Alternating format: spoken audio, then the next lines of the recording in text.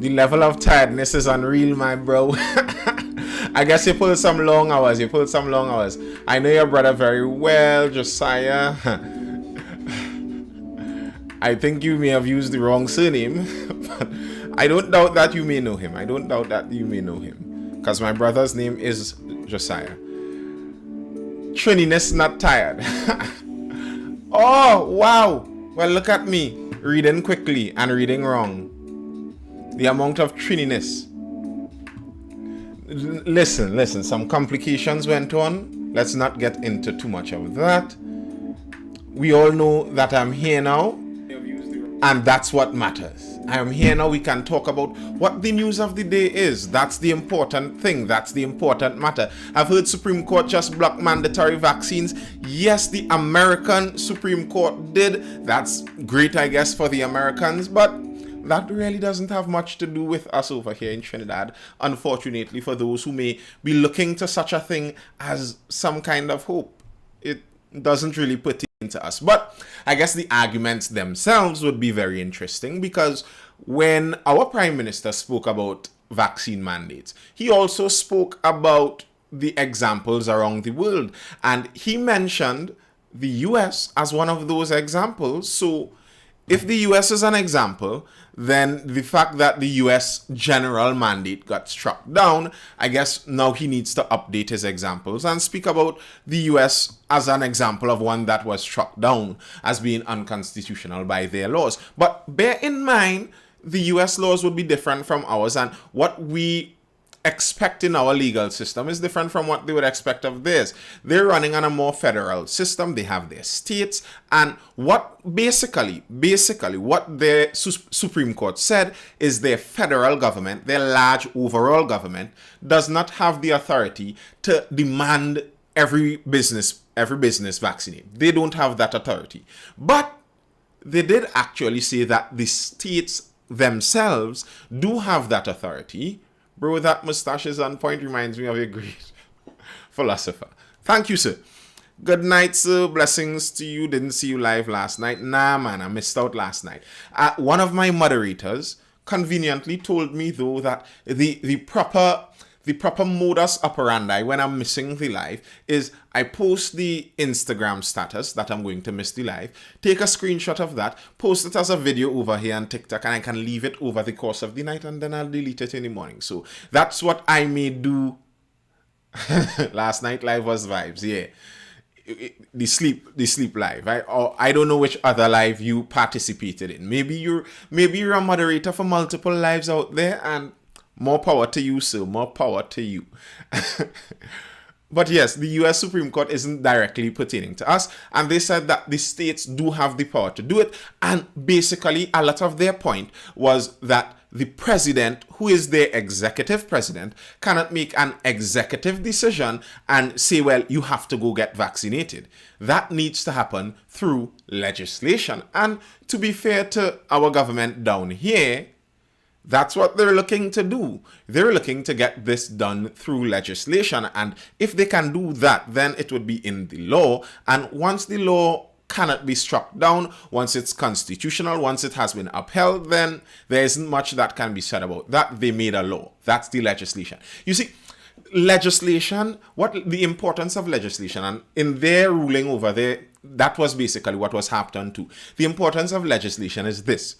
You don't have this one individual that just makes a grand decision for everyone and everyone just has to go along with that and live with the consequences. No, the legislation works that every representative for a much smaller area, so your individual representative that represents your general community, they now have to see what their position is on this specific issue. That's what legislation does. All the representatives must now go to the parliament, or in the United States, the Congress, and say, okay, this is what we want, and we are going to vote on it and put our names next to it. Now, the importance of that is now they are answerable to their voters. All of their voters, all of these representatives are answerable to their voters on what they vote for. So if in the United States they vote for a vaccine mandate and they are in an area that doesn't agree really with that kind of mandate business, then they'd be in some trouble. They would be voted out at the next time. Now, unfortunately for Trinidad, such matters don't really matter.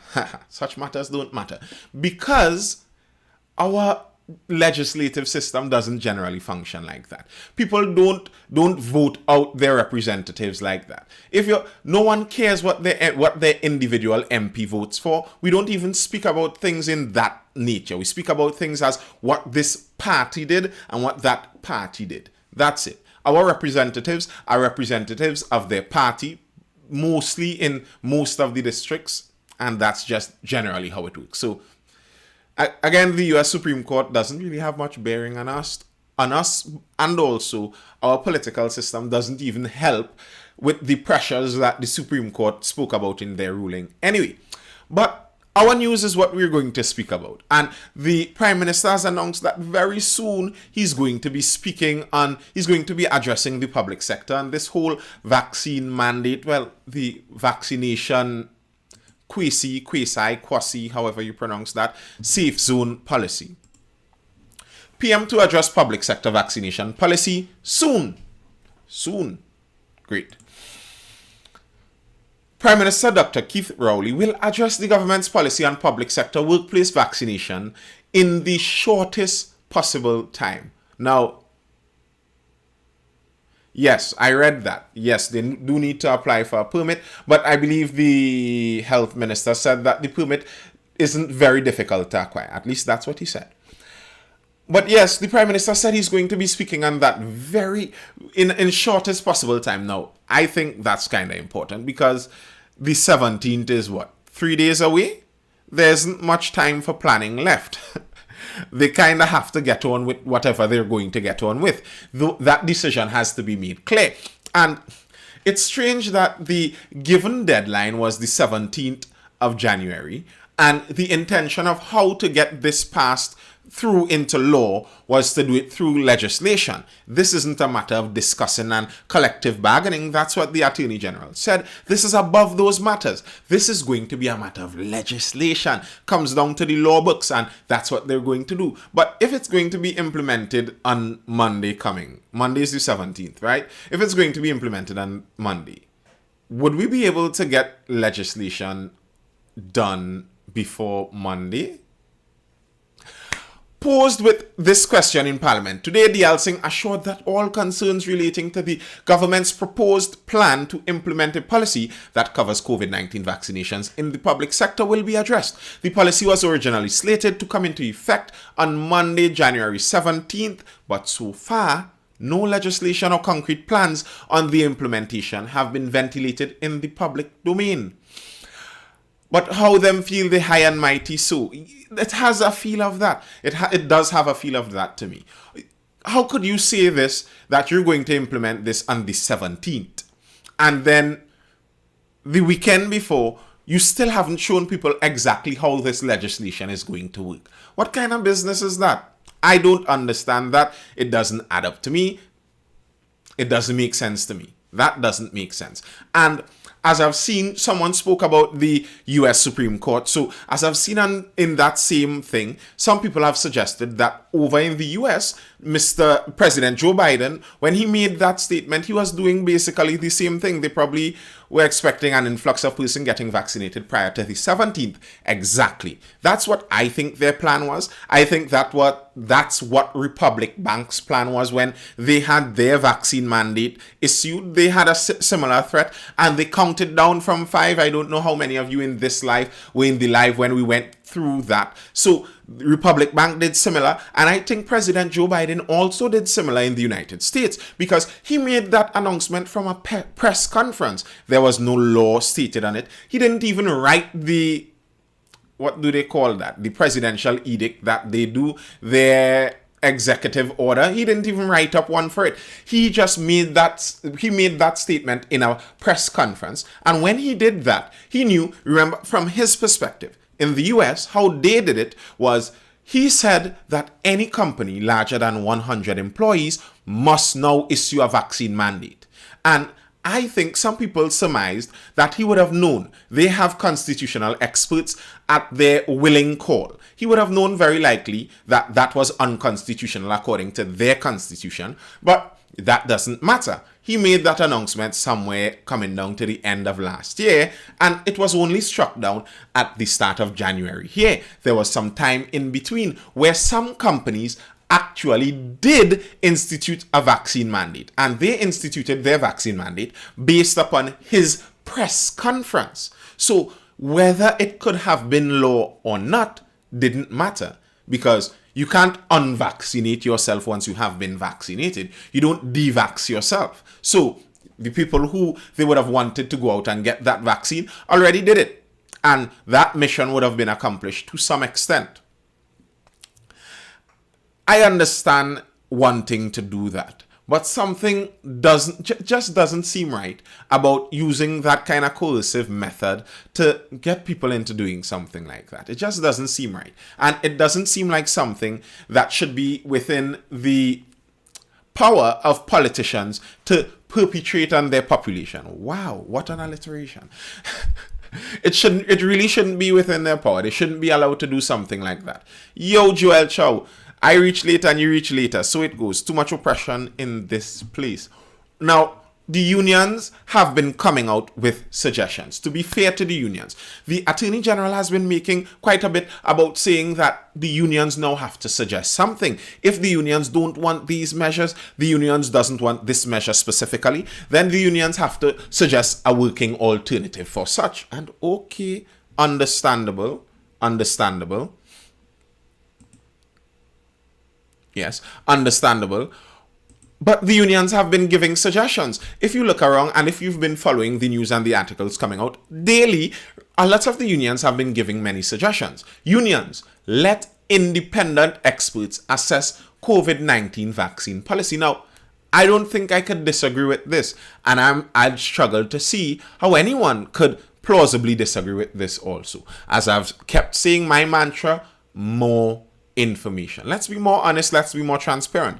The Joint Trade Union Movement has proposed the setup of a panel of independent experts in its final attempt to resolve the discord between trade unions and the Attorney General over the government's public service COVID-19 vaccine policy. The policy is expected to come into effect from Monday.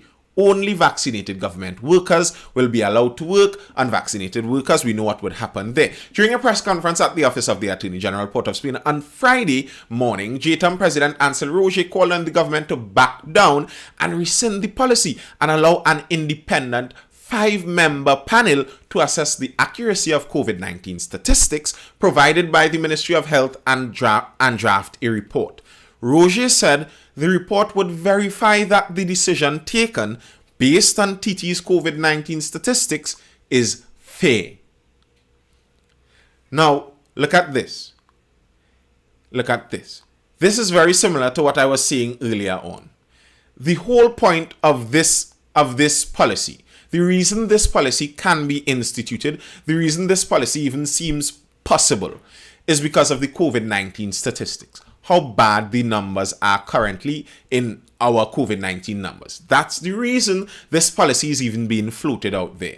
Otherwise, they would not have made that suggestion. The suggestion would have been struck down. No one would have cared about it. So, again, what I've been saying, as I keep saying on the Mindful Lives, once you're on the Mindful Live, you're ahead of the news. I've said this very same thing.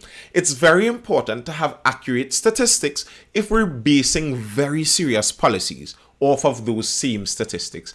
And okay, the government can say that they have the statistics to show that this is the desired policy. But you cannot blame people for not trusting that. People don't generally trust many governments with good reason. There's a saying, if you trust your government, you don't know history. And I agree with that statement. So people don't trust the government. So what can be done to increase the trust? Okay, this policy is being made based on the statistics. Let's make sure that we can all agree these statistics are correct. Doesn't that make sense? Isn't that a sensible statement from the union? I think it is. Roger said the report would verify that the decision taken based on TT's COVID-19 statistics is fair. He believes this would restore the public's trust in the government and ultimately reduce the vaccine hesitancy rate. Roger suggests the union would nominate 2 members of the committee, the government would nominate another 2, and the president would appoint a chair. He said the report should be done within 2 weeks. I find that fair. I'm not sure how one can disagree with that suggestion. Anyone in the chat, if you could see a possible disagreement with that, please do say, because I just cannot. I don't see how one would disagree with this. The unions, and they're not asking for random people. They said the qualifier experts. So people, I guess, who are studied and know to be studied in these fields and in pertinent fields. The union offers up 2 people. The government offers up their own 2, and the president gives the tiebreaker with a chairman. That makes sense to me. And what's the loss in that?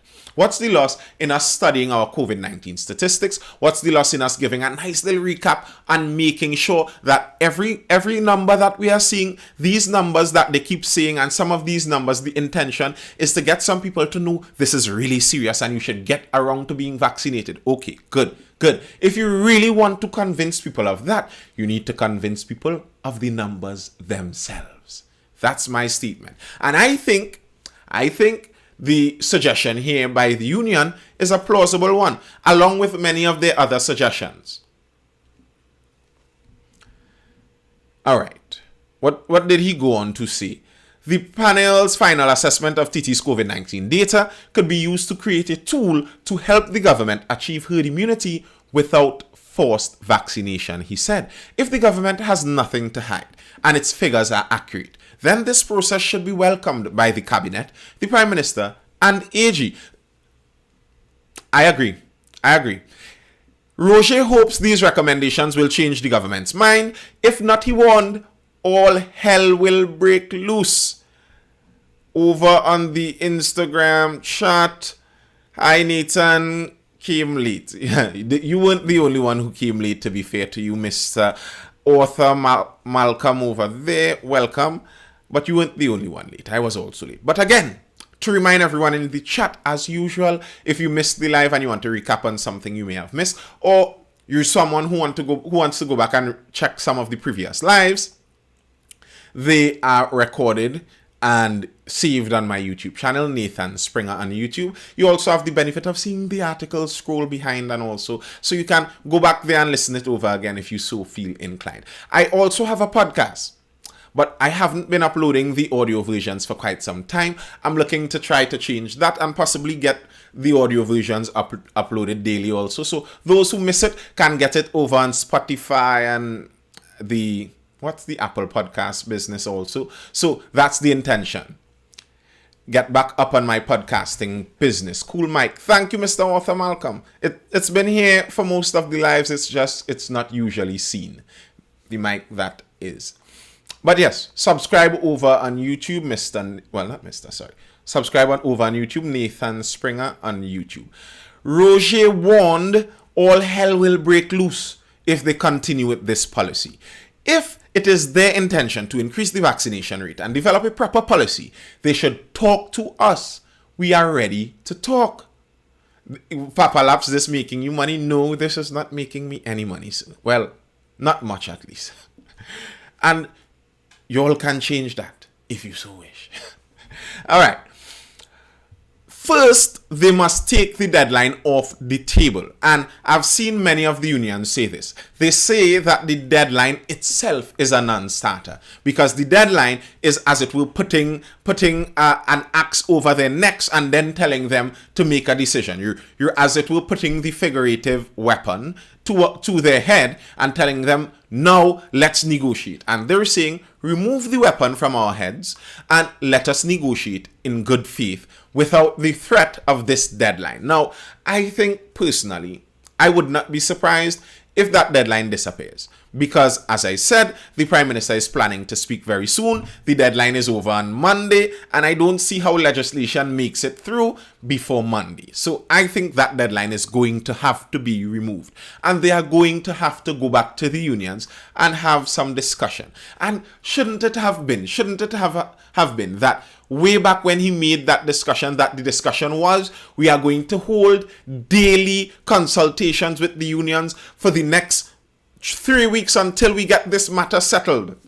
That would have made more sense than this whole gallivanting business where they saber rattle and then the unions saber rattle and they look at each other in the eye and then they zoom towards each other playing a game of chicken, knowing very well that if they crash, they all lose from this. Simply put, out your weapon too. That's all. Exactly. And with the deadline, you're encouraging the union now to bring their weapon to the fight too. The deadline is your weapon, and now they would feel the need that now, well, I have to bring my weapon to the fight too. I cannot be a victim out here. And that doesn't make for good negotiation. It doesn't seem like we're negotiating in good faith. If I come to make a deal with you, I'm trying to buy something from you, and I come and we're sitting on two opposite sides of the table, and I come and I pull out my pew pew and I rest it on the table. Braps. And I say, yeah, let me talk now. You won't think this is a negotiation. You'd think it's extortion, which it might very well be. Real cowboy thing for real.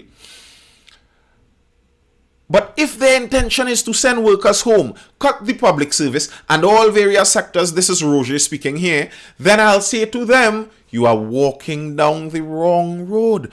All hell will break loose at the appropriate time if they continue to go down this rabbit hole. Roger again called on workers to report to work on Monday. It is their right. The union will be out on the street taking all the reports and saying which employer is errant and beginning our legal process. So Monday is going to be interesting, and I think a large part of what would make Monday interesting has to do with what the Prime Minister is going to speak about soon. He said very soon he's going to speak about this whole public sector vaccination matter, and I find it's been curious also that he's been so absent for the beginning of the year. Now, the man is an elderly man with his own family. I suppose he has his own things to do, but you are also the Prime Minister of the country, and he's been a bit absent recently.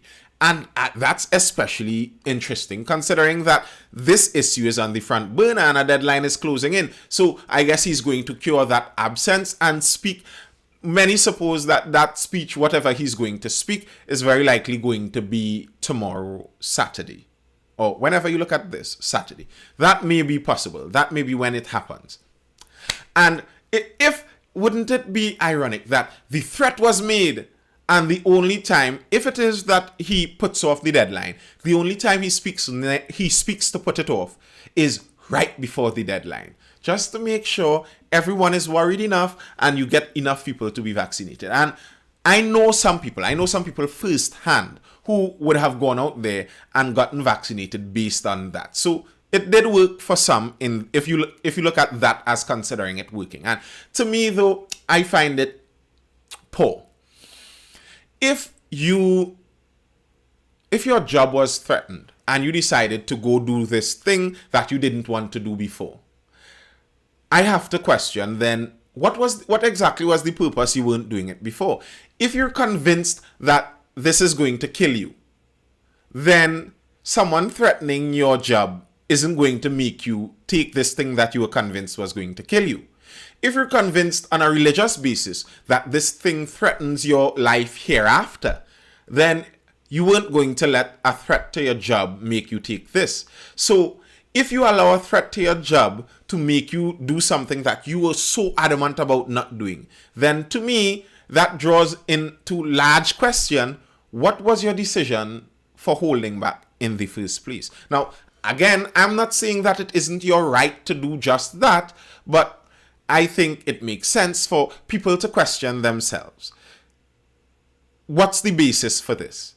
If your basis isn't something solid, question yourselves. That's all I'd say on that. Let me grab my cup of water.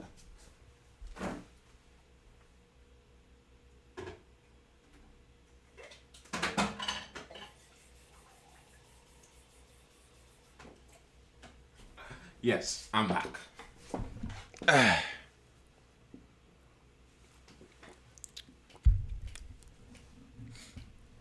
Over on TikTok, someone schizo says scare tactics. Yes. To a large part, that is pretty much precisely what it is. All right. We're going to speak now about the carnival season. There has been quite a bit of discussion on what exactly is going to go on with this new carnival season. And it's a fair discussion. Trinidad has a lot to do with carnival. A lot of what we do in Trinidad surrounds carnival. A lot of what we do circulates around carnival. There are lots of people who make their money, make their business, make their livelihood. Nathan, you really drinking water or you drinking sanitizer? Well, I guess we'd never know, would we? Yes, many people have been wondering what is going to happen to carnival because there are many people making a living off of that. But I saw two articles that I'm going to raise on that, and the two articles seem to suggest two slightly different ways to cope with the same thing. Let's take a look at those. The first one is from The Guardian, and it says carnival will live on. It's a response from several stakeholders, several business leaders. Carnival is an important revenue generator for many sectors in this country. By its nature, the carnival season generates significant economic activity across several sectors, including entertainment, security, media, hospitality, and retail, normally providing a boost for the domestic economy over a period of at least 6 weeks. Economist and manager at Republic Bank, Gavin Jofield, stated in his column, "The Tabanka is real. A look at how a carnival-free year disrupted the economy." And this was no hyperbole, as several companies across various sectors cited the absence of carnival last year for losses in revenue in the first quarter of 2021. Prestige Holdings recorded a 56 million drop in revenue for 3 months ended February 28 last year when compared to the same period in 2020. Facts all now is a real Monday where you sewing. Yeah. Hey, woke guys, go read the Water of the Spirits, Safe Zone Fetzer. Never gonna happen and work. That guy scientifically proved slavery exists using objective science. Scientifically proved slavery existed. Was there a scientific argument that slavery didn't exist? I'm not sure. Hyperbole and hyperbole is the same thing. It's the same thing. Tomato. Anyway, yes, it was no hyperbole because several of them said the same thing. In comparison to 2021, our first quarter, this was Prestige Holdings speaking, our first quarter in 2020 occurred before the onset of the effects. So they were saying that 2020, those facts are not substantial. Their 2020 balance book showed a certain amount of money they made. And 2020 had a carnival season. It happened before the lockdowns occurred, before the height of this pandemic, before this pandemic was in its main sway. And then 2021 swung around and they saw a 56 million drop compared. That's a lot of money. That's not that they made 56 million. No. That's 56 million less than the year before. That's a massive drop. And to me, what that says is that Prestige Holdings has popular brands. They're a restaurant management company with popular brands such as KFC, Pizza Hut, Starbucks, and TGI Fridays. And what that says is, generally speaking, KFC, Starbucks, Pizza Hut, and I think, to be honest, I think the majority of them is KFC. They make a killing around Carnival usually. Usually Carnival is a bumper season for KFC. That's what that is saying there. KFC lost, well, not KFC alone, but the whole group lost 56 million without Carnival. That amount of fetting makes people hungry, apparently, and hungry for a box of KFC. The West Indian Tobacco Company also recorded a fall in revenue of 33 million for the first quarter of the last year. So that's another thing that sells a lot more during Carnival: cigarettes. And what you think about the pushback, we'd get to that. That's another thing that sells a lot during Carnival: cigarettes. And they lost quite a bit of money also. What number was that? They said they lost $33 million. And even us here at The Guardian, this is an article from The Guardian, were not left untouched by the absence of Carnival. Revenues for the 3 months ending March 31st, 2021 were 22 million, a reduction of 5.9 million, basically 6 million versus the same period in the prior year. So even the media companies themselves are losing money, and it's not a surprise because media companies also get a bump from Carnival. Feds advertise constantly on basically all different kinds of media. There would have been a lot more advertisements out there and a lot more people to make a lot more money with those advertisements that they no longer can make. According to a 2014 article of Association of Caribbean States, revenue from Trinidad and Tobago's Carnival exceeds on average US $100 million. Minister of Tourism, Culture and Arts Randall Mitchell told the Upper House on Tuesday that no decision has been made about Carnival 2022 as yet. And when is such a decision going to be made? Don't these things require some planning? And wouldn't it be that the longer the planning period is, the better it would be for the event that has to take place? That's what I'd have guessed. Speaking to the Business Guardian, President of the Trinidad and Tobago Publishers and Broadcasters Association said it's not just the loss of Carnival. This pandemic has hit everybody very hard. The media is no exception to that. Safety is always going to be priority number one, and I am not going to second guess the government on that. Revenue will never come before people's lives or safety, he said. And those two statements, I agree to some level.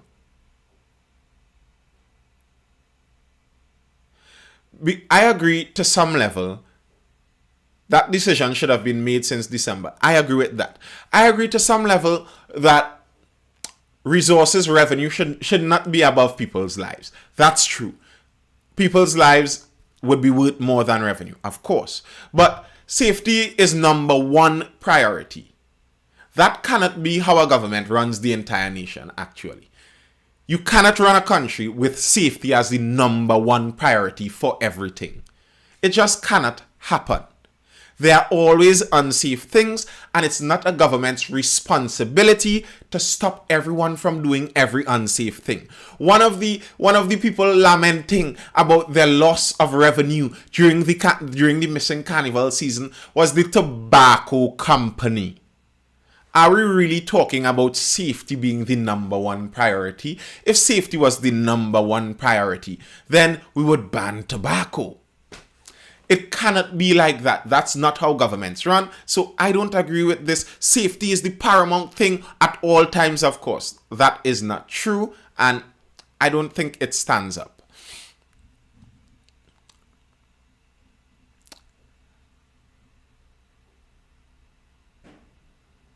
Taylor said the Trinidad and Tobago Publishers Association has been instrumental in campaigning in various areas. They're pushing to help vaccines. While many companies... Hold on one moment.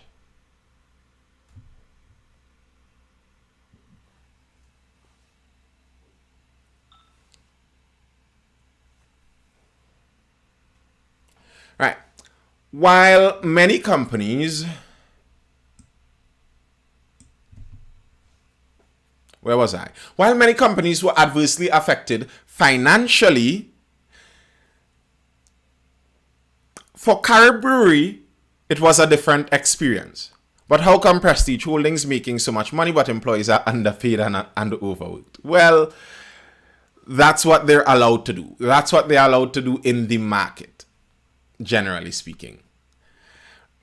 According to their revenue stream, Carib didn't experience that. Carib had a little different experience from everyone else. According to an advertising campaign by Russ Advertising, the 3 saddest words were "Carnival is cancelled," while the 5 most assuring words were "Hold on to Carnival." Following the campaign, Carib, who previously anticipated a 2.5 decline in sales, were able to record a 9.8% increase. Yet look at the increase in sales from the previous year before the pandemic. What was responsible for Carib's huge increase amidst the pandemic? When there was a cancellation of Carnival and bars closed, we ran a nostalgic campaign themed "Hold On to Carnival." And this is what the advertising agency is saying.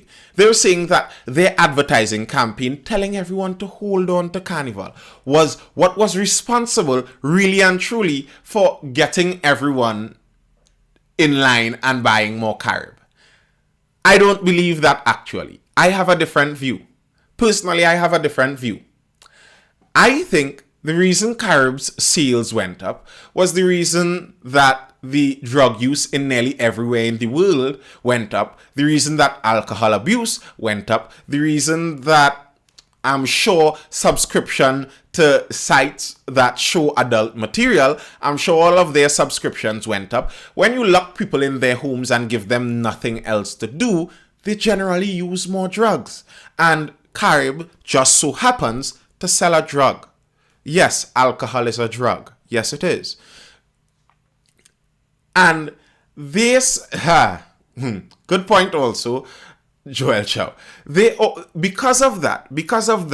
Because more people are home now and they are locked in with just their boredom, and many people have different types of lifestyles than people had previously. Their lives need outside to work because it's not like they live in a family setting. They may live insular in one apartment or by themselves in a unit, and of course alcohol will go up. Only Friends went all the way up.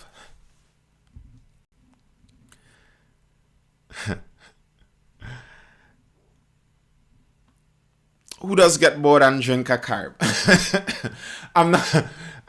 But wait, you're doubting that people drink when they're bored?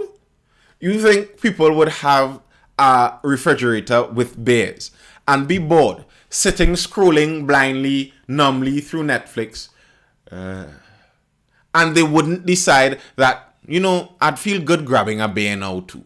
I could see that.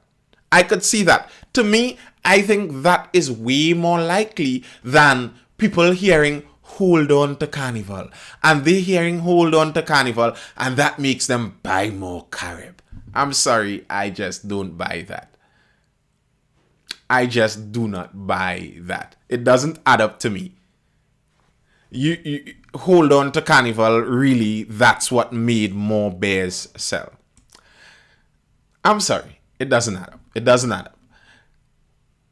Now, that's one idea. One idea is the Carib general idea, where they're talking about the only people over on YouTube, someone saying the only people that will not get COVID in a safe zone FET are the persons who would have had COVID within 90 days of being in the FET.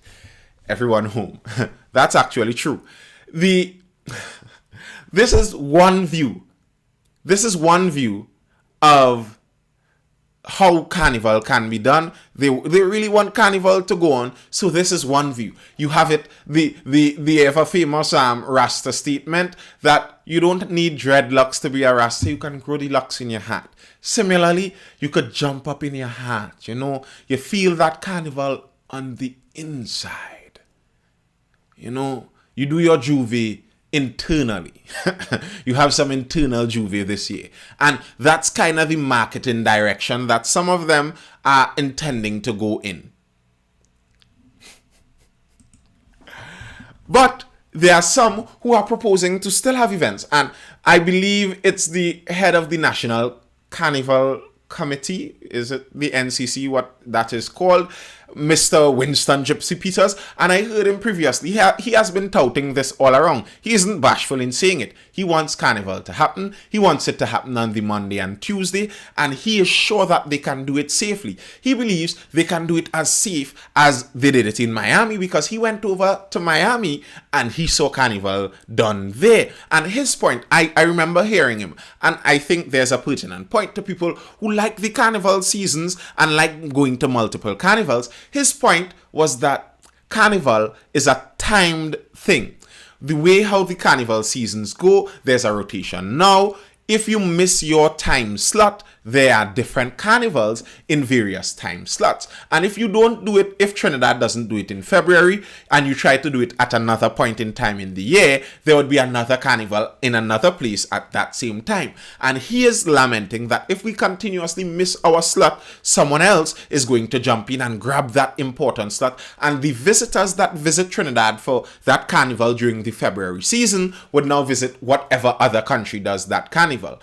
But that's what Carib did, made people jump up on the inside by reminiscing on their past jump up.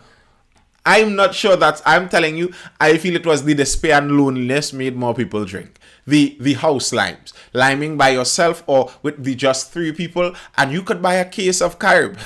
And that's exactly what I think would have increased some of that. All right. Only vaccinated singers, staff at Chutney Soca Monarch. Now, nobody ain't taking God out their thoughts to substitute our carnival.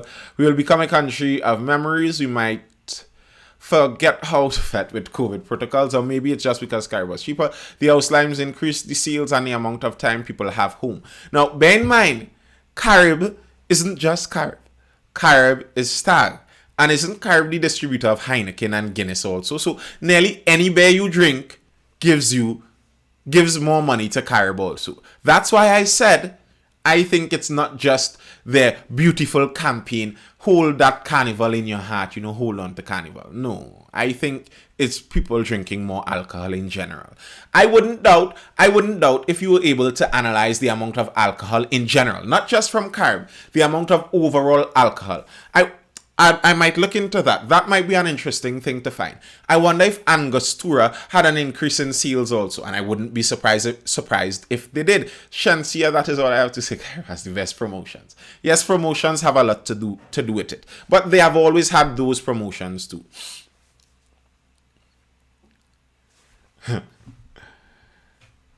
All right.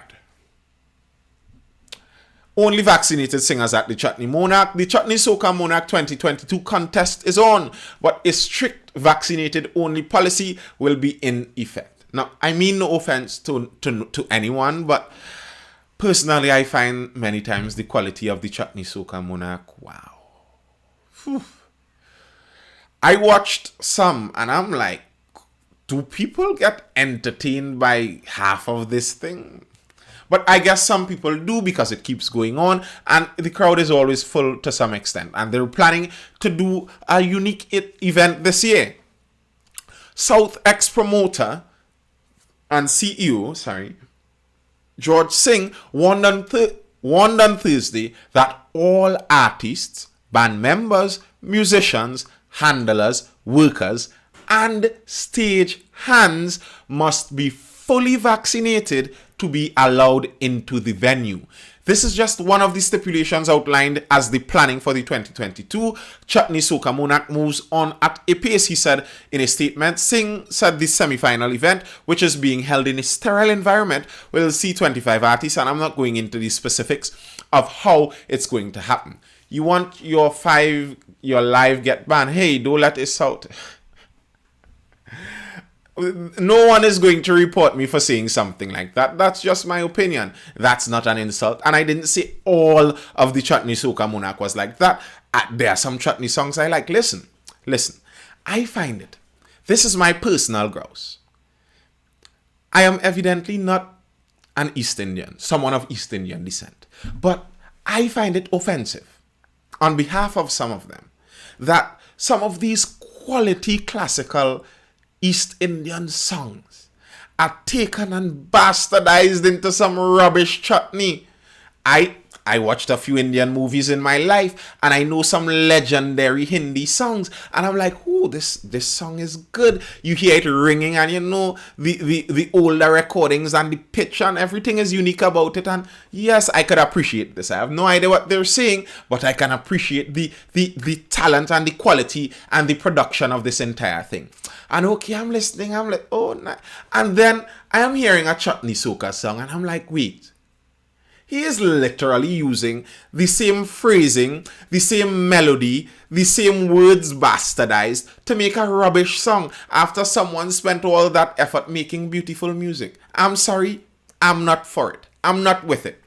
I have a problem with it, and I can probably say this as a musician. It could probably be why I have a specific problem with it, but not all chutney songs, and I'm not going to paint everyone in this bucket, but many of the Chutney Soca songs, I find it seems like the artists don't put much effort into it.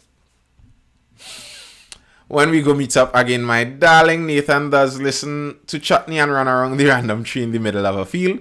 You have, if you knew, you would know that may very well be true. A scorpion sting me. Nathan Mustache is an Indian movie. I think with this mustache, I'd have been the bad guy in the Indian movie. The bad guys always must have their bad guy mustache.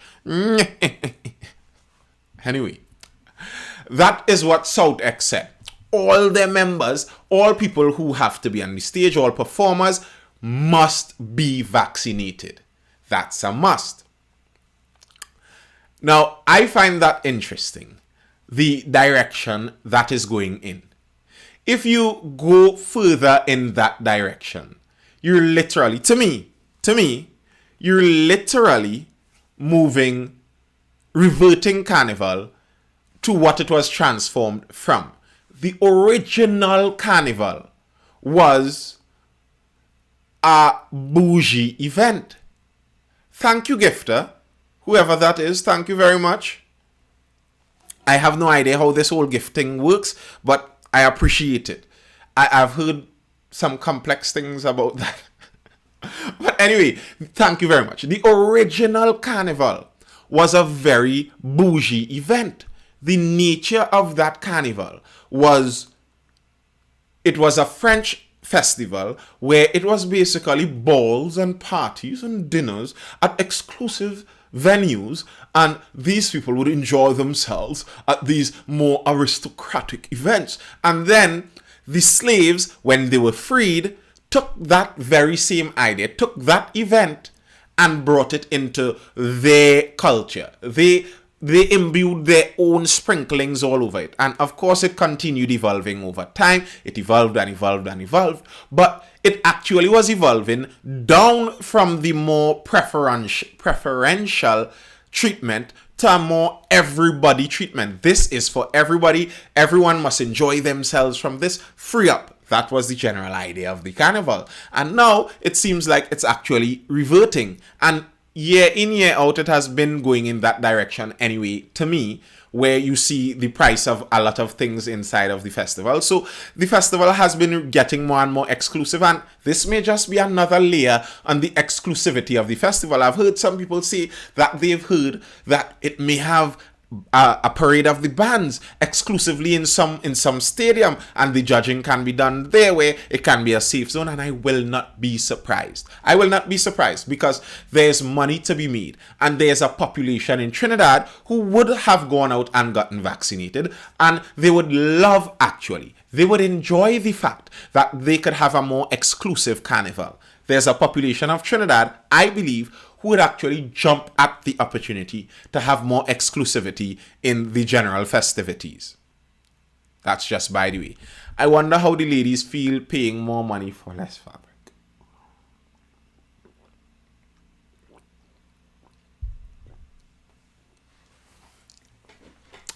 I am shocked about that too. Miss I'm Too Sweet to be forgotten over on YouTube. That's shocking to me too. Yeah, a lot of people would be willing to pay a higher cost. And you wonder how the ladies feel for paying more money for less fabric. They're not paying for the fabric. They're paying for the experience. They're paying for the entire thing.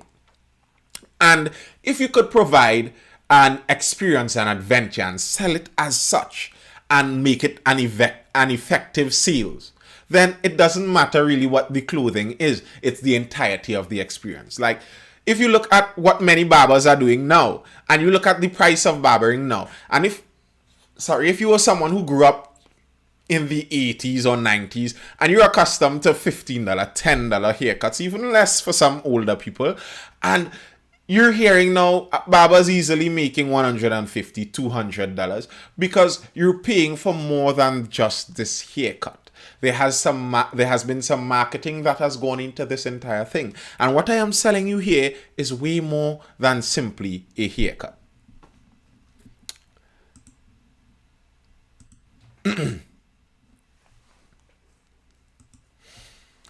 Wedgies for thousands of dollars. Barbering still one of my hustle. Bro, I did some barbering in my time too, and I cut quite a few here. Wedgies for thousands of dollars convenience. $10 haircut way easy. But you ain't no good thing. There have been $10 haircuts out there for quite some time actually. For quite some time. Alright. There's the final few stories of the day I'm going to go through is a story relating to our relationship with Guyana. Now, the reason I found it interesting is because in one of the previous lives, we went through speaking about protections, where we could protect our own economy by raising tariffs, raising taxes, etc. on incoming goods, and what foreign companies can do locally, and how we could use that to help protect our local market. When I was 4 years old, haircut across 100.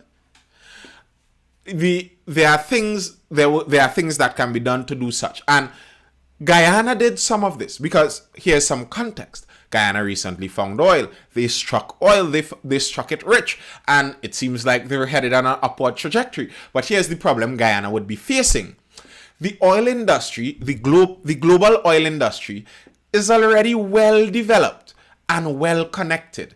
And there are many international players in such an industry. And also in the Caribbean.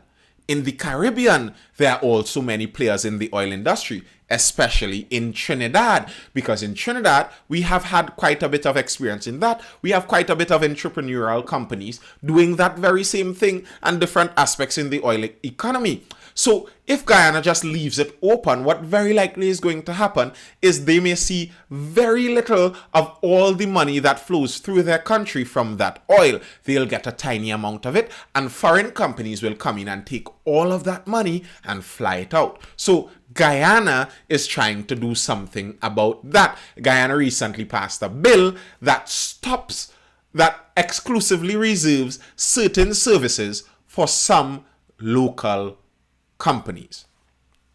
Let's get into the story. And the actual part of the story, the bacchanal that was created, is there's a Caribbean business group that had something to say about it. And Guyana didn't like what they had to say. Leaked emails sparks tiff between Guyana and TNT. The Caribbean Private Sector Organization, CPSO, has apologized to the people of Guyana for the media spectacle caused by the unauthorized leak of an internal email which raised concerns about the country's new local content law. The law, which was signed by the President of Guyana, Dr. Muhammad Irfan Ali, on December 31st, 2021, prioritizes Guyanese nationals and Guyanese companies in the procurement of goods and services. It lays out 40 services that oil companies and their subcontractors must procure from Guyanese companies and Guyanese nationals by the end of 2022. The bill is there. Rowley be like, if we making money, y'all ain't making. The bill is there.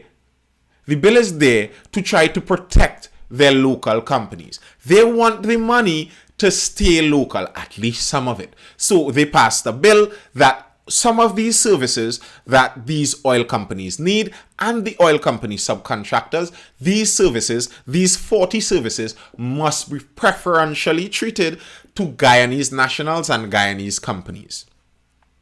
A leaked email from the CPSO's current chairman, Gervais Warner, stated that the organization's executive committee agreed that the legislation appears to violate several provisions of the revised Treaty of Chaguaramas. The revised Treaty of Chaguaramas is the treaty that governs a lot of what we do in CARICOM. And that revised treaty is supposed to have some element of free trade inside of it. And the law that Guyana has passed doesn't allow all of that free trade. And that's actually a fair point. The law Guyana passed prohibits some of that free trade because they didn't make a cutout there for Caribbean companies. They put all foreign companies in the same basket, and we're having preferential treatment to Guyanese companies only. So Trinidadian companies do not get that preferential treatment. But on the side of the CSME, the Caribbean Single Market and Economy, where they were trying to make the Caribbean's borders much more open to companies within the Caribbean, you could more freely move between Caribbean territories and do work. That kind of goes against that. That kind of goes against that. And that's the point the CPSO was saying. And that's the point they were saying in an email that was leaked. Members of the Guyanese business community expressed outrage by this. And because Warner is also the chief executive officer of the regional conglomerate Massey Holdings, which is headquartered in TNT, this country has been taking some flack. So of course they're angry with Trinidad and Tobago also because of this entire thing. They found that leak and it blew up. The businessmen were very angry. And to make things worse, Massey Holdings would have companies that work within the gas and energy sector. So they would be seeing it as Massey is directly trying to get at what they're trying to reserve for their local companies. That's what they would be seeing, and that's the way they very likely would be seeing it. And I think that's a fair way to see it from their side also. They're trying to protect their country that has been impoverished for quite some time.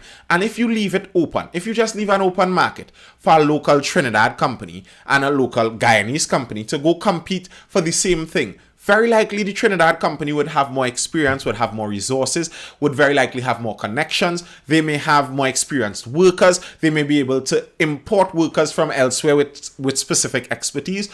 The Guyanese company may not be able to compete with that. And if you leave it just open, you're likely to end up in a scenario where the Guyanese are left outside of their country's own bounty, their country's own resources. And that hardly seems fair to me. That hardly seems fair. Let's see exactly what some of the Guyanese businessmen had to say about that. A lot of Trinidad companies register companies across there too, and that's true. And there are some local Trinidad companies that are actually owned by Guyanese also. So there are some mixes of that. So I guess if you have a Guyanese company, you'd still be able to get that happen. But if you have a Guyanese company and it's registered in Guyana, very likely you'd have more Guyanese workers, so it still gets some of the same intent. They too ward back. Wow. To any Guyanese in the chat, I didn't say that.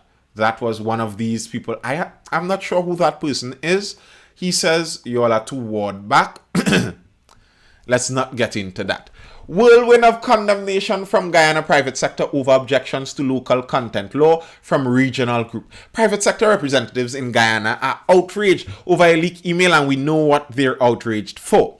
Reacting to the contents of the leaked email, Guyanese private sector representatives expressed total outrage. If the Trinidad private sector or government wants to challenge Guyana's local content legislation, it's time the Guyana government exit CSME, which is the Caribbean Single Market and Economy, and review the benefits of CARICOM, said Timothy Tucker, president of the Georgetown Chamber of Commerce and Industry, in a Facebook post. Wow. In another comment on the social media platform, Tucker said there are 200 plus demand areas of work in the oil and gas industry. Guyana carved out 40 for Guyanese, and it's a problem. I think that's a good point. If there are 200 areas for you to provide demand areas in that whole work industry, and they carved out 40 for their protection, I don't think that's unfair. I find that understandable. And to be fair to the gentleman who made the statement, to the Massey chairman who made the statement, they came out to clear up that what they were saying is that the statement was taken out of context. Of course it was. It was taken out of context, and it was meant as a broader comment on the entire thing.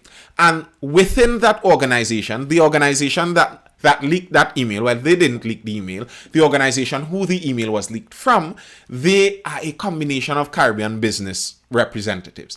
And they selected a Guyanese business representative from that very same meeting to go to Guyana and speak on their behalf and negotiate on that very same thing to the Guyanese president. So it wasn't like something spoken behind their back. It was them discussing the issues coming out of it.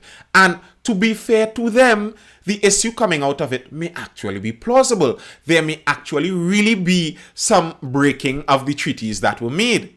Maybe. So on their side, there may be something fair to their criticism. But on the Guyanese side, as I was saying, I fully understand the Guyanese perspective also. They're trying to protect their industries.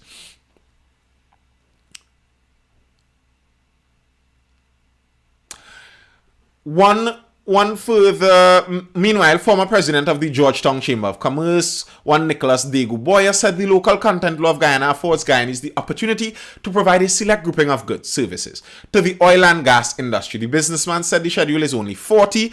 Deguboya further articulated that overall, the email to me shows ignorance of the mood, sentiments, and aspirations of the Guyanese people, and an ignorance that there is a God-given right to this new industry in Guyana. Funny enough, large companies from other countries, far, far larger than these regional conglomerates, have shown respect to the Guyanese people and worked with them in the spirit of partnership to grow capacity. You went live. I thought you wasn't. I'm late. Yeah, you're late. Yep, you're late. But don't worry, as usual, if you're late, you can go over on my YouTube channel, Nathan Spring on YouTube. Make sure to subscribe there. I see Wendy Medium Excel in the chat. It's been a while, man. Wendy, glad to see you again. You can go over, yes, on my YouTube channel, Nathan Spring over on YouTube. Make sure to subscribe, and you can see the chunk of the lives right there. And also, this Mindful Live was brought to you by Mindful T-shirts and the Mindful hats. Be sure to grab one whenever you can.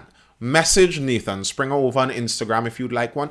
They come in this beautiful, cool, especially for active people, this beautiful dry fit style material that allows for moisture wicking, getting the moisture quickly off your body. And it also comes in comfortable cotton if you're feeling for something more laid back and gently draping over your body. So yes, this live was brought to you by Mindful Apparel, t-shirts and hats. The businessman that was the former head of the Guyana Chamber of Commerce, the Georgetown Chamber of Commerce, he said this shows someone who is ignorant of the mood in Guyana. Ignorant of the mood in Guyana. And I kind of agree. That kind of statement, now, again, to be fair to them, they didn't make that statement public. The statement wasn't meant as disrespect. It was part of a much larger and more nuanced critique of the entire thing, to be fair to them. But the way they would have perceived the statement over in Guyana, you could understand why it would get them very angry. It seems like people from Trinidad, and you know Trinidad and Guyana already has its rivalry, and especially with this new oil being found, that rivalry gets much more direct, and with that, it seems like companies based in Trinidad now all of a sudden want to come and take over Guyana's newfound resources, and the Guyanese people will not be having that, and it's understandable. I don't blame them. I might have felt the same way had I been a Guyanese too. Gladly I'm a Trini, the best country on earth. All right. What I wanted to read was some of the services that Guyana pulled out for themselves. And look at this example. The categories with a 95% local content target. Now, what is going on here? That oil from Trinidad, we loan them it. You know, Venezuela is arguing with Guyana that they basically own half of Guyana. They want to run away with half of Guyana, and obviously the half would have to include some of their oil too. The Venezuelans are intent on that. They believe half of Guyana is rightfully theirs. Insane. But the way the law works is there are different services, and a certain percentage of the service is exclusive. A certain percentage of the service is exclusive for the Guyanese nationals and Guyanese companies. That's how the law works. So there are some categories that would be at 95%, some would be at 90%, and it would be going down like that. So 95% of companies or people within this category must be Guyanese nationals or Guyanese companies. The categories within 95% local content target are pest control and security services. How am I angry for that? How am I angry for that? Think about that. Like, process that for a moment. How am I angry that a country wants something like pest control and security services to be locals only? Of course, that makes sense. The locals could handle the pests, and it would be ideal you have local security guards. What sense would it make that they come quite to Trinidad for Amalgamated to run over to Guyana and get all of their contracts? That doesn't add up. And one of the businessmen said this. He made this statement, which was a dig at Trinidad, was a low blow, and this is what he said. He added, "The most disrespect I have seen has come from these conglomerates who feel a sense of entitlement, the same ones who ironically have destroyed small businesses in their own backyard and thereby hurt their own oil industry. Now they want to do the same to ours." That was a dig at Trinidad having large conglomerates that swallow up the smaller competition. You see, when you have these large conglomerates, the cost of doing business for them could be much smaller, and it's much easier for them to swallow up the competition. And they have done that. We have seen much of that in Trinidad, where within the smaller entrepreneurial companies, you're seeing a lot of them shrink, and you're seeing a lot of these conglomerates grow. When I read that, I was like, ooh, oh my goodness. The Guyanese are hitting low. They're hitting below the belt. But I can't even fight him. So the categories with the 95% local content preference would be pest control and security. Those areas with a requirement for 90% participation by Guyanese include rental of office space, accommodation services, apartments and houses, janitorial and laundry services, catering, lay-down yard facility, and legal services. Listen, all of those things, I see no problem in this. 90% rental of office space. Now, here's why I could see this being very important. If they didn't have this with preferential Guyanese treatment, you know what would have happened? You would have had Trinidadian businessmen going over to Guyana with much more capital, buying up land, buying up houses, building a lot of exclusive buildings in and around the oil industry, and swallowing up all of that rental money. That's very likely what would have happened. They would not have been able to outbuild these people that are throwing up apartment buildings all about Trinidad. Don't you see the rate that some people are throwing apartment buildings up at? Many people in Guyana, though many of the local Guyanese, would not be able to compete with that. Now, within Guyana, I'm sure there would be critiques that what may be... Yes, the Attorney General may have been very interested in going over there. Now, within Guyana, I wouldn't doubt that there may be some critiques of this, where they may know where the Guyanese government will actually be herding some people. King Kaka now logging in here, I'm ashamed. That's okay, I ran very late, so no one is to feel ashamed about being late to the live because I was really late. Could Venezuela invade Guyana for those resources? What will happen then? Venezuela will not invade Guyana, especially with oil. And bear in mind, once you get oil, nearly no country extracts their own oil. most of the oil extraction companies are multinational companies. If you play mad as Venezuela and go raiding Guyana and end up interfering with some one of those American oil companies or some one of those British oil companies, it will not end well for you. So Venezuela is not going to invade Guyana. They're going to keep trying to find a way to get that, but I doubt they're going to invade it with the military. So that's not a worry. But good question over there on Instagram, Mr. Author Malcolm 2022. So yes, there may be arguments within Guyana that some of the very wealthy Guyanese may do that very same thing. They may buy up the land and swallow up all of those resources. That's true. But still, from the Guyanese government perspective, at least it's not an outsider. And that would still be preferential. The other thing, other than rental of office space. So it was rental of office space, accommodations, which would be apartments and houses. All those have to do with real estate, and you really don't want to get all of those foreign companies coming in there and buying up all your real estate. The other thing, janitorial and laundry services. Why not? That makes sense. Allow the janitors, the laundry services, especially low-skill areas. Those low-skill areas that would allow your low-skill, low-wage workers within your country to have an opportunity to go up. Of course, you would want it exclusive in your country. I see no real reason why you would want to encourage. Now, this could sound bad. I'm warning you from the go. It might sound worse than I actually mean, but understand it in the context. I don't see why, as a government, you would want to encourage too much low-skill labor into your country if your country already has low-skill labor. That's not going to be a good idea. That's just not going to be a good idea. You have people waiting for low-skill jobs, and you're going to allow those jobs to be swallowed up by foreign companies. That does not make sense. So, the janitorial and laundry services, catering, same thing. Why would a foreign catering company have to do this? Eat some local Guyanese pepper pot. Lay down yard facility, that's again real estate. One very interesting thing I found here, that snuck in here, very interesting. I found it really, really interesting that this snuck in here.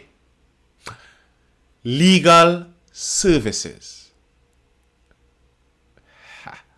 So, Trinidad has a lot of lawyers. Now, only 10% of Guyana's oil industry's legal services could be hired from outside of Guyana. Those legal services are for the Guyanese lawyers. It's your country, but I find that interesting. And I wonder, on Guyana's side, if there may be some politicians in and around making that law that own their own legal services over in Guyana, and they're closing it in to make sure that they get it locked in. I find that suspicious. That seems like an odd one out. Listen again to the list. There's real estate. The real estate options, they want local rental of office space, accommodation, that's houses and apartments, and lay down yard. Okay, good. Then they have low skill jobs, janitorial, laundry services, catering. Okay, understandable. And then legal services. Okay, I find that very interesting. I find that something seems like it's up there, personally. Ship and rig chandlery services, borehole testing services, environmental services and studies, accounting services, medical services carry a 20 to 25% minimum local content requirement. So they are much lower. Some of those more skilled jobs are 20 to 25%. Interesting that legal services aren't down there. What? Lol, they do even like their own. Oil companies have 1 year within which to comply with the law. They have 1 year. The oil companies have 1 year to make sure that you're listening to this and the workers are coming from a local source.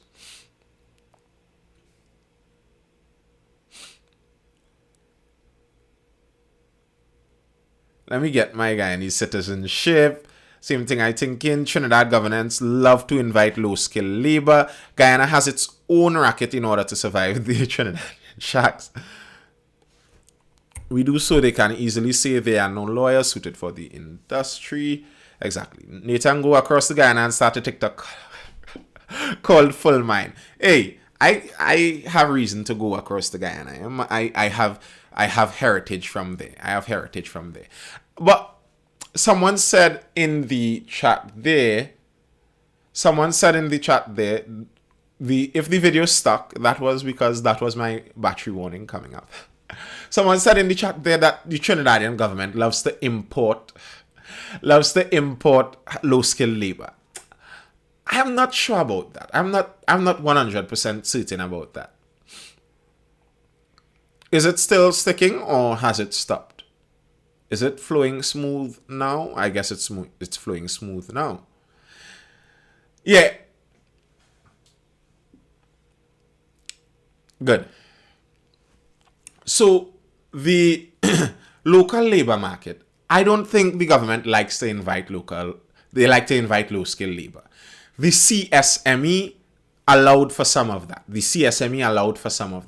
But generally speaking, people who would want to immigrate, for example, within the Caribbean, we are the country that has the highest GDP by and large. We are the bright light of the Caribbean, at least it would seem, not to toot our own horns too loudly. But if you're a low-skill worker in Jamaica, barely making a living, and you hear that if you just go and mix concrete for a day in Trinidad, you could be paid $300. What are you doing still in Guyana? If there's the Caribbean single market, an economy that allows for freedom of movement within CARICOM, why would I stay in Guyana?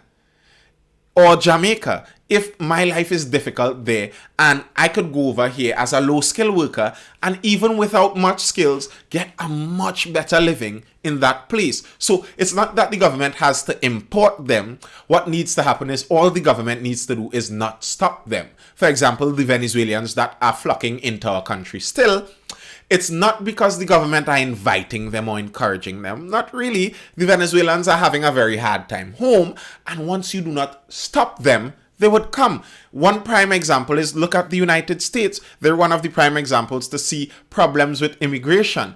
And one party is very pro-immigration. And all they had to say is, we would welcome you. And all of a sudden, as soon as the governments changed, they had an influx of immigrants because they weren't stopping them.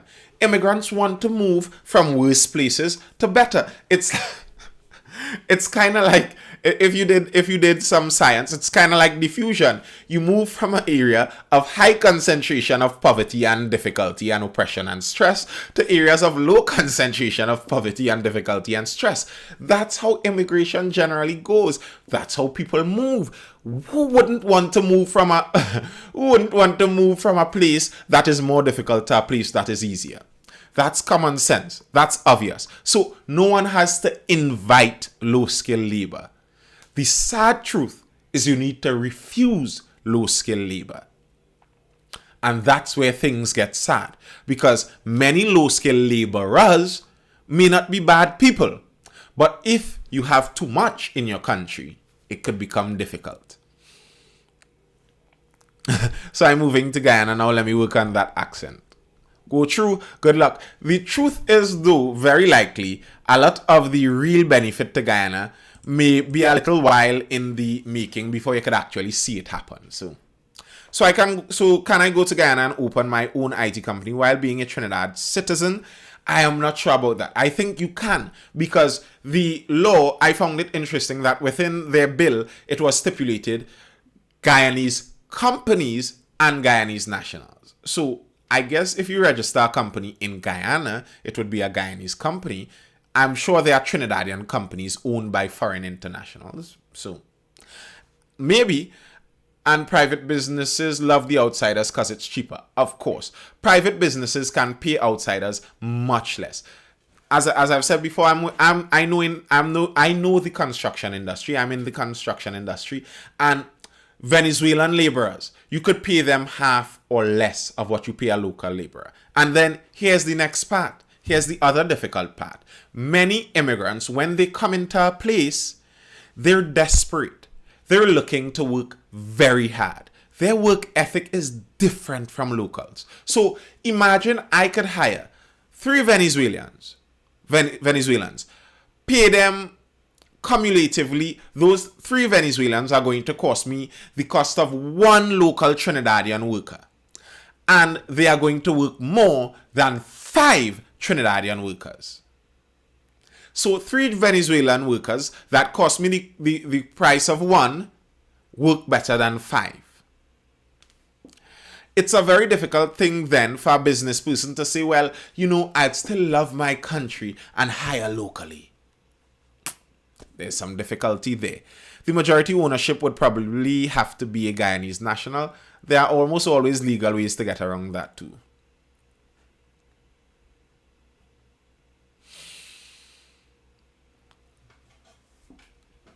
Yeah, they overdo it to many of the Venezuelans. When you see how some people overwork those Venezuelans and what they're paying them, it is ridiculous. But how come big contractors don't hire Which big contractors? I know some big contractors who do hire.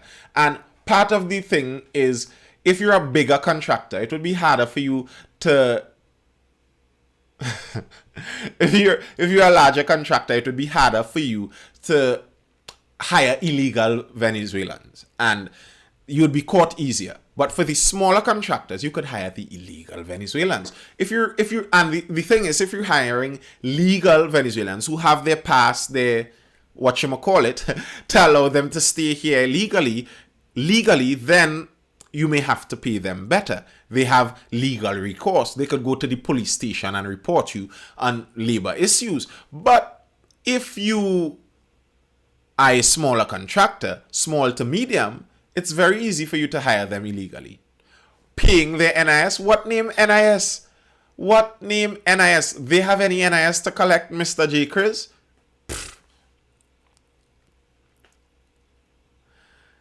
I saw someone, that big contractor that you spoke about there in Claxton Bay, Mr. Arthur Malcolm 2022 over on Instagram.